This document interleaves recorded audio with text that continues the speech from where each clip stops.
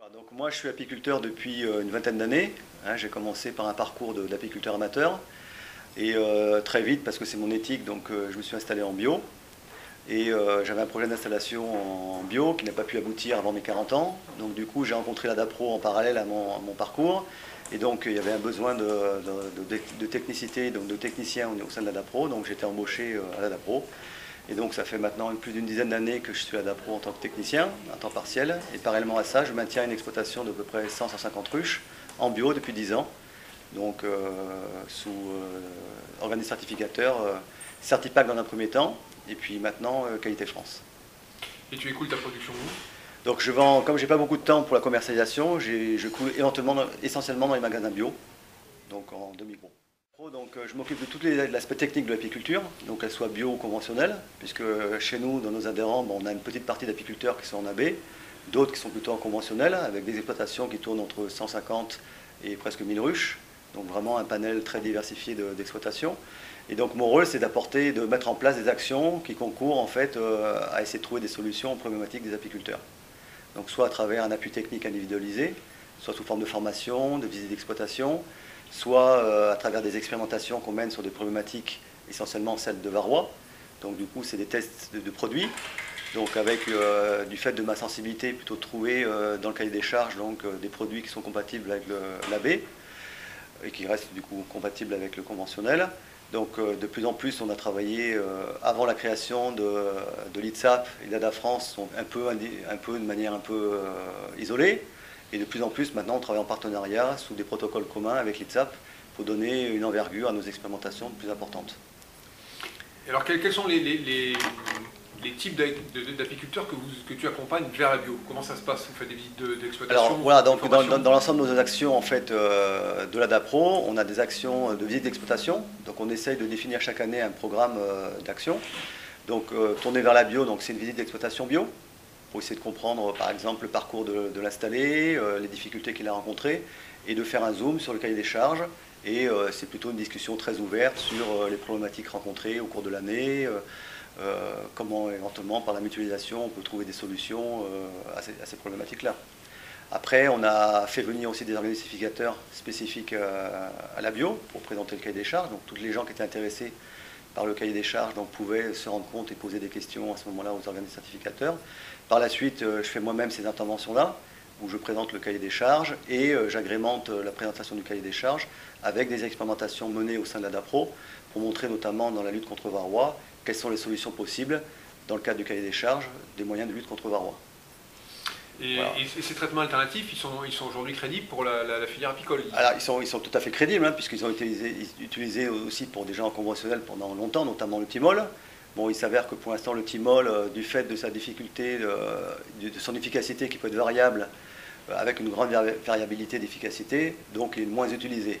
Mais il y a d'autres produits à base d'autres huiles essentielles qui est aussi utilisé, donc ça fait partie de la panoplie. Par contre, comme il y a une hétérogénéité d'efficacité et que souvent il peut y avoir aussi des contraintes, notamment la chaleur chez nous dans le sud de la France, donc on recherche aussi d'autres alternatives.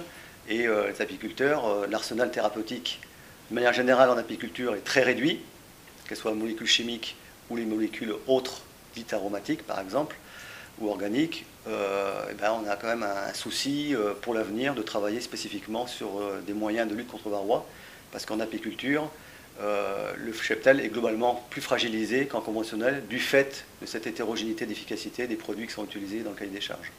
Et donc qu'est-ce qu'il faudrait aujourd'hui en termes d'expérimentation, notamment pour les traitements alternatifs en apiculture bio? Il faudrait vraiment essayer de travailler plus spécifiquement sur des produits compatibles avec le cahier des charges et qu'on puisse faire des essais à plus grande échelle sur de nouvelles molécules, qu'il puisse y avoir des recherches appliquées ou des laboratoires qui travaillent spécifiquement sur des molécules acaricides et pour lesquelles on puisse faire aussi des essais terrain. Donc c'est ce qui se fait actuellement avec l'ITSAP, puisque depuis plusieurs années maintenant on essaie de mutualiser nos compétences et soit les ruches des apiculteurs, soit des ruchers expérimentaux. Donc nous on a la chance au niveau de la DAPRO d'avoir un rucher expérimental dédié en fait à des expérimentations. Donc on peut, indépendamment des ruches des apiculteurs, faire des essais dessus. Donc s'il y a des problèmes sur les colonies, ça n'impacte pas les apiculteurs, donc c'est l'intérêt d'avoir un rucher dédié. Et depuis quelques années maintenant, on travaille vraiment en synergie avec les autres ADA, avec des protocoles communs donc en général coordonné par l'ITSAP. Du coup, ça donne déjà, au bout d'une année, une ampleur au niveau statistique et des résultats beaucoup plus probants, quoi. Par contre, il reste beaucoup à faire parce qu'on est peu finalement, souvent peu de moyens aussi derrière financiers, parce que c'est quand même beaucoup de travail sur le terrain, et donc forcément ça avance aussi doucement. Alors comment vous êtes arrivé à travailler avec les CIVAM, enfin avec les groupements d'agriculteurs biologiques au niveau local? Disons que, sachant qu'on est structure régionale au niveau de l'ADAPRO, puisqu'on est association de développement de l'apiculture professionnelle, donc j'ai été contacté par exemple par le CIVAM Bio des Pyrénées-Orientales, à travers Patrick Marcotte, pour faire une intervention dans une structure apicole des Pyrénées-Orientales pour présenter le cahier des charges et présenter notamment des résultats d'expérimentation sur des produits de lutte contre le varroa qu'on a utilisés au sein de l'ADAPRO. Et on intervient aussi là sur les CIVAM Bio 34 pour faire une présentation là, au mois de décembre sur le cahier des charges et répondre aux questions d'apiculteurs qui souhaitent s'installer en bio et exprimer à la fois mon expérience en tant qu'apiculteur, mais aussi avec le recul maintenant et l'expérience et les compétences, les contraintes de l'installation et de pouvoir accompagner les apiculteurs en connaissance de cause sur les contraintes apportées par le cahier des charges dans le cadre de l'apiculture. Alors quels sont les profils de ces personnes qui vont dans ces formations? Alors, soit c'est des apiculteurs qui sont en conventionnel et qui sont intéressés pour passer à la bio, donc du coup ils se renseignent sur le cahier des charges, sur les contraintes, sur les coûts, sur la qualité des contrôles des organes lésificateurs par exemple. Et puis d'autres sont en processus d'installation, ont quelques ruches, ou voire veulent démarrer l'apiculture, mais par éthique personnelle ou dans le cadre d'une diversification, souhaitent à ce moment-là passer directement en bio. Donc là par exemple j'ai fait des formations dans l'Aude en diversification pour des agriculteurs qui ont maraîchage ou arboriculture et qui veulent avoir des ruches en plus. Et donc certains veulent passer en bio. Et ce type de relation que vous avez entre les groupements d'agriculture biologique qui vous proposent cette formation, qui trouvent des stagiaires, et vous, est-ce que ça existe dans d'autres régions en France ou vous êtes plutôt pilote sur ce type parce qu'il y a une compétence personnelle ou... Moi je pense qu'en fait on manque de structuration. Donc comme on manque de structuration, on n'a pas connaissance de ce qui se fait dans les autres régions. Donc du coup, en fait, on est un peu, entre guillemets, isolé, c'est-à-dire qu'il n'y a pas de personne qui fait le lien. On n'a pas forcément le temps et c'est pas forcément non plus, pour une structure qui n'est pas dédiée qu'à la bio, c'est pas forcément la priorité de dire il faut aussi s'intéresser à structurer, à savoir ce qui se passe dans les autres régions, etc. Donc c'est vrai qu'il y a un besoin de fédérer à un moment donné les énergies. Et l'idée que j'avais soumise à Patrick Marcotte, c'est d'organiser par exemple un séminaire national autour de l'apiculture bio, pour justement, parce qu'on se rend compte dans les séminaires qu'on organise depuis 13 ans au sein de l'ADAPRO, ce qui est très enrichissant, c'est la mutualisation des informations et ce que chacun peut avoir acquis comme expérience dans son exploitation ou dans son milieu, et de pouvoir à un moment donné rassembler toutes ces informations-là, et ça donne lieu à des idées, à des innovations, à l'entraide aussi, parce que je pense que l'avenir de l'apiculture, c'est aussi beaucoup l'entraide. On se rend compte que le métier devient de plus en plus difficile, c'est de plus en plus difficile de produire, et donc on commence à réfléchir aussi à des solutions d'entraide à travers des outils technologiques, par exemple de surveillance des ruches à distance, au niveau par exemple de gain de poids, où on peut éviter de se déplacer et surveiller à distance une ruche pour savoir si elle gagne du poids ou perd du poids, pour raisonner les interventions et faire des économies évidemment. Et puis aussi de l'entraide pour avoir des ruchers en commun, pour récolter en commun, des maileries collectives. Donc il y a des initiatives de mairies collectives de gens en bio par exemple, donc ça existe. Donc tout ça, ça a besoin d'être structuré, fédéré et aussi d'être connu. Et alors, on retient cette idée de mutualisation qui me paraît essentielle, parce qu'on a besoin de valoriser vraiment les spécificités bio. Alors du coup, est-ce qu'il vaut mieux aujourd'hui installer les gens directement en bio, ou faut-il plutôt qu'ils passent par une phase conventionnelle? Quelle est ta philosophie là-dessus? Alors moi, avec les années difficiles qui se succèdent, j'aurais tendance à dire maintenant, acquérir d'abord un minimum d'expérience et de technicité avant de passer en bio. Puisqu'on a, dans le cahier des charges, on n'a qu'une année de reconversion en apiculture, donc ce qui est quand même une chance. Donc moi, ce que j'aurais tendance à dire maintenant, c'est installez-vous en conventionnel, notamment à cause des problématiques varrois. Une fois acquis les compétences pour maîtriser le varroa, maîtriser le maintien du cheptel, le renouvellement du cheptel, pour être sûr qu'une année sur l'autre, on ne va pas aller au casse-pipe, et ben c'est bien à ce moment-là de pouvoir avoir un délai pour pouvoir ensuite basculer au bout d'un an en reconversion d'apiculture biologique. Et quel est l'intérêt justement de développer l'apiculture bio là en particulier dans cette filière-là? Alors ça c'est une question un peu, un peu piège. Après je pense que ça correspond essentiellement à une éthique personnelle au départ, où les gens, voilà, c'est pas forcément une éthique personnelle par rapport à la qualité de leurs produits, par rapport au fait d'éviter d'utiliser des produits chimiques. Voilà, après il y a des... Moi ce que j'aurais tendance à dire quelquefois, c'est qu'il y a des gens conventionnels qui travaillent très bien, très proches de la bio, voire même ils sont presque quelquefois plus bio que certains bio qui travaillent pas forcément bien. Et sur la commercialisation du miel, justement, il y a une vraie différence à prouver ou... Actuellement, avec le manque chronique de miel depuis quelques années, la marge entre le prix d'un miel conventionnel et un prix d'un miel bio est très très faible. Et par contre, les contraintes sont beaucoup plus fortes sur une exploitation en bio, liées au cahier des charges, liées au contrôle, liées au coût de certification, liées au fait que le produit il n'est pas forcément en plus grande quantité, donc mieux valorisé sur le plan du marché de vente. Alors, sur les enjeux réglementaires de la bio, qu'est-ce qui te semble, toi, aujourd'hui, nécessaire de faire évoluer, ou qu'est-ce qui est un frein? On parlait notamment là, de la façon dont les OC interprètent le cahier des charges sur la proximité d'un axe autoroutier, etc., pour déclasser ou pas une production selon les aires de butinage. Enfin, quelles sont les limites? Après, il y a le cahier des charges qui est le cahier des charges avec son côté un peu rigide, et puis après il y a le bon sens aussi. Donc, est-ce que le bon sens, il doit être, par exemple, pour le cas des autoroutes, agrémenté d'analyses derrière? Mais après, quid du coup des analyses et qui les prend en charge? Parce qu'actuellement, on a le cas, par exemple, pour la lavande, où on doit obligatoirement faire des analyses qui sont à la charge de l'apiculteur, sauf certains dossiers qui les prennent en charge. Donc déjà là, il y a aussi une disparité. On a quand même des coûts de certification qui sont quand même importants. Chaque OC a des manières aussi ses coûts d'adhésion sont différents selon les critères de nombre de ruches ou comment dirais-je, de produits qui sont labellisés ou non. Je pense qu'il y a besoin d'uniformiser un petit peu aussi ces choses-là. Et puis au niveau il y a eu un guide de lecture qui est sorti il n'y a pas très longtemps, justement, qui a été pondu suite à des interrogations de la filière qui sont remontées à travers l'ITSAP à l'époque, je crois, qui permettait de pouvoir au moins d'avoir une uniformisation au niveau des réponses des organismes certificateurs, qui n'étaient pas toujours les mêmes. Donc selon l'apiculteur, selon s'il était chez l'un ou chez l'autre, il avait des réponses différentes à une même problématique. Voilà. Après, on a le cahier des charges qui est, par exemple, par rapport au nourrissement. On peut se poser aussi des questions sur, avant on avait des limites quantitatives sur le nourrissement, maintenant on n'en a plus. Donc après, selon l'éthique de l'apiculteur, il va travailler soit avec une abeille qui est plus autonome, par exemple, et donc là on va parler de la génétique de l'abeille. Et donc à ce moment-là, est-ce qu'il faut une abeille plus adaptée à son environnement?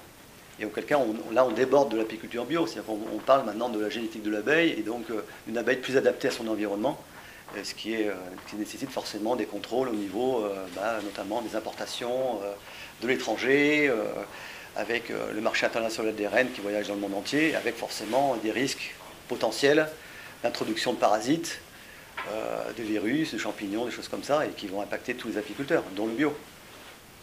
Est-ce qu'il y a des nécessités de structuration de la filière au niveau national sur les questions justement d'approvisionnement en sucre, en produits de traitement alternatifs, etc., où chacun se débrouille un peu dans son coin? Pour l'instant, chacun se débrouille.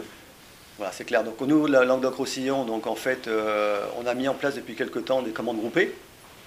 Donc, par exemple, il y a une commande groupée de sucre bio. Donc, au-delà de la commande groupée qui permet certes des économies d'échelle pour les apiculteurs, on peut se poser aussi des questions de l'intérêt de faire venir du sucre du Brésil, par exemple, en quantité astronomique. Donc, c'est là où, certes, c'est autorisé dans le cahier des charges, mais est-ce que sur le plan, je sais pas, carbone ou plein de notions comme ça qui sont aussi quelquefois intégrées dans certaines exploitations bio, est-ce que c'est une bonne chose? Parce que vous, le sucre, en l'occurrence, vient d'Amérique du Sud. Dans ce cas-là, par exemple, il est arrivé d'Amérique du Sud. Après, je sais que les apiculteurs qui, pour des raisons personnelles, achètent du sucre de betterave, des sucres de maïs, des sucres de machin de l'Union européenne. Mais après, c'est une question aussi économique. Bien sûr, de conditionnement, de volume. De volume, etc. etc. Donc, voilà, donc on essaye au niveau de la structure régionale de la DAPRO d'essayer de mettre en place des commandes groupées. Après, pour les produits vétérinaires, c'est pas possible, parce qu'on n'est pas structure habilité pour redistribuer des médicaments vétérinaires. Après, les apiculteurs se débrouillent comme ils peuvent. Donc il y a beaucoup d'entraide entre les apiculteurs ou c'est... Il y a quand même de l'entraide, oui, c'est beaucoup le téléphone. Ouais. C'est beaucoup le téléphone, et puis justement, il y a une volonté de mettre en place, alors c'est par réseau d'affinité en général, ou par proximité, géographiques où les gens s'entraident. Voilà. Et c'est pas spécifiquement lié à la bio, mais c'est quand même, c'est toute production, tout type de production confondu. Alors, dernière question sur la formation que vous donnez sur l'apiculture, construire un rucher en agriculture biologique. Du coup, quelles sont les différentes étapes, d'après vous, d'installation ou de conversion de l'agriculture biologique? Comment vous présentez ce processus d'installation, de construction d'un rucher? Disons que pour l'instant, on ne le fait pas spécifiquement par rapport à l'apiculture bio. Je pense que les gens, par exemple, on a une formation apicole diplômante type BPREA à Nîmes-Rodillan, près d'ici. Donc les gens suivent un cursus pendant une année pour apprendre les rudiments de l'apiculture, plus que les rudiments, puisqu'ils ont normalement la capacité de s'installer en fin de parcours. Certains vont s'installer directement en bio. Mais parce que pendant le processus, il y a une intervention sur le cahier des charges et les gens, par affinité, veulent s'installer en bio. Par contre, moi je considère que maintenant, c'est un peu plus casse-gueule de s'installer en bio, du fait de la non-maîtrise du cheptel. D'accord. Voilà. Par contre, je pense qu'il y a quand même beaucoup de choses à mettre en place au niveau de la filière apiculture bio au niveau national, notamment en termes de structuration, en termes d'accompagnement, en termes d'appui technique, en termes de génétique abeille, en termes d'environnement, d'élevage, parce que l'élevage et tout ce qui est auto-renouvellement du cheptel, donc favoriser l'auto-renouvellement du cheptel, c'est avoir la capacité en interne de pouvoir maintenir son cheptel avec sa propre génétique. Donc ça veut dire un accompagnement technique, ça veut dire être présent, ça veut dire éventuellement, avec des aides, qu'elles soient nationales ou européennes, permettre à des apiculteurs en bio, sachant leurs difficultés à maintenir leur cheptel, à limiter les importations de rennes, etc., en favorisant leur auto-renouvellement, qu'ils puissent être accompagnés sur le plan financier, par exemple. Donc on peut imaginer aussi des aides spécifiques à la bio, du fait des contraintes du cahier des charges, notamment en termes de lutte contre varroa, en termes de renouvellement du cheptel et des choses comme ça. Donc je pense que ça c'est important. Bon, au-delà de ce qu'on a parlé tout à l'heure, c'est-à-dire d'un environnement qui est de plus en plus fragilisé, notamment par rapport à l'impact des pesticides, fongicides et de toutes ces choses à laquelle l'abeille, sans coloration AB ou non, est en contact dans tous les cas. Et est-ce qu'il n'y a pas du coup est-ce que vous faites ça, vous, des échanges matières, j'ai envie de dire, entre par exemple des agriculteurs bio qui auraient donc une stratégie je ne sais pas comment on dit ça, mais de plantation mellifère, enfin bref, je ne sais pas, et des apiculteurs bio qui pourraient en transhumance comme ça apporter leur rucher. Ça ne se fait pas en AB, ça se fait en conventionnel où on essaie de mettre en place pour sensibiliser justement le monde agricole sur des risques sur abeilles, notamment liés à l'utilisation de pesticides, de pouvoir impliquer les agriculteurs dans la découverte de l'apiculture, notamment en faisant par exemple des journées portes ouvertes où des apiculteurs et des agriculteurs se rencontrent, on ouvre des ruches et on explique à l'agriculteur comment fonctionne la ruche, le miel, comment ça se passe et quels sont les risques liés à des intrants, pesticides par exemple qui rentrent dans la ruche avec les risques de mortalité qui sont derrière. Voilà. Par contre, je pense qu'il y a un besoin, notamment en termes de pollinisation, de mettre en lien, au-delà du conventionnel, les apiculteurs en bio et la filière bio, pollinisation, maraîchage, etc. en bio, parce que là, il y a des besoins de pollinisation qui existent dans tous les cas. Et donc de favoriser ce lien-là, je pense que ça serait porteur pour certaines exploitations qui veulent développer la diversification en pollinisation. Bien, Vincent, je te remercie. Je crois qu'on a fait le tour des questions. Il y a un programme de travail voilà. Au niveau national. Après, je n'ai pas parlé de toutes les aides aussi qu'on n'a pas plus. Avant, on avait des aides au niveau régional, au niveau de la certification. Voilà, il y a le crédit d'impôt toujours qui existe. Mais bon, je pense qu'il y a peut-être aussi des accompagnements à mettre en place en termes des structures, on va dire, des structures d'accompagnement, qu'elles soient techniques ou qu'elles soient administratives. C'est-à-dire qu'il y a plus d'accompagnement de ces voilà. apiculteurs et, voilà. Et que ça soit financé. Voilà, si on veut favoriser l'installation d'apiculteurs en bio, il faut mettre en place un accompagnement à différents niveaux, qu'il soit financier par des aides, par des allègements des coûts de certification. Voilà. Il y a l'évolution de la bio aussi avec les organismes certificateurs aussi, d'après ce que j'ai entendu, ça va évoluer aussi au niveau des contrôles. Il n'y aura pas forcément des contrôles tous les ans. Il y aura de plus en plus d'autocontrôle. Donc ça va être beaucoup basé sur la confiance. Donc là aussi, quid de la qualité des contrôles au regard d'un cahier des charges qui devient de plus en plus, peut-être entre guillemets, laxiste. Mais en même temps, comment faire? Merci, je te remercie de toutes ces remarques.